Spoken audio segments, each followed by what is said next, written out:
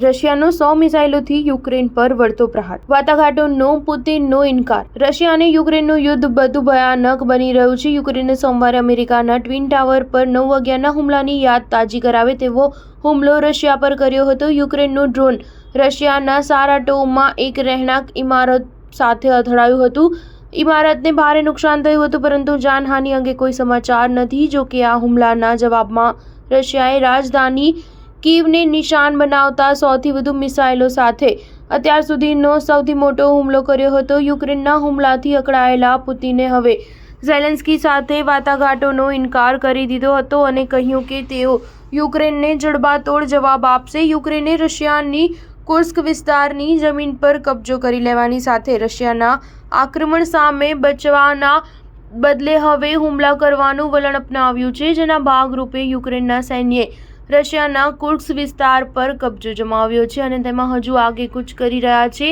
પ્રમુખ ઝેલેન્સ્કીએ પણ કહ્યું કે યુક્રેનનું સૈન્ય રશિયાના કુર્સ્ક વિસ્તારમાં આગળ વધી રહ્યું છે। આ સાથે યુક્રેને રશિયા પર આક્રમક વધારતા ડ્રોનથી સારાટોવ શહેરની સૌથી ઊંચી 38 માળની રહેણાંક ઇમારત પર હુમલો કર્યો હતો। આ ડ્રોન હુમલાએ અમેરિકા પર થયેલા 9/11ના આતંકી હુમલાની યાદ અપાવી દીધી હતી। યુક્રેનના આ હુમલા પછી રશિયન પ્રમુખ વ્લાદિમીર પુતિન ખૂબ જ અકળાઈ ગયા હતા। તેમણે યુક્રેન પર ભયાનક હુમલા કરવાનો આદેશ આપતા રશિયન સૈન્યએ રાજધાની કીવ, ખાર્કિવ, વિનિતિસિયા, ક્રિવી રીહ, ઝાયપોરિઝિયા, ખેમિસ્કી, ઓડેસા, ડિનપ્રો અને અન્ય શહેરો પર 100થી વધુ મિસાઇલો, બોમ્બર, આત્મઘાતી ડ્રોનથી હુમલા કર્યા હતા। રશિયાએ તેના હુમલામાં યુક્રેનના ઇન્ફ્રાસ્ટ્રક્ચરને વિશેષ રૂપે નિશાન બનાવ્યા હતા। તેણે મોટાભાગે વીજ પુરવઠો પૂરો પાડતા ગ્રિડ્સ અને પાવર સ્ટેશન પર હુમલા કર્યા હતા। રશિયાએ યુક્રેન પર હુમલા માટે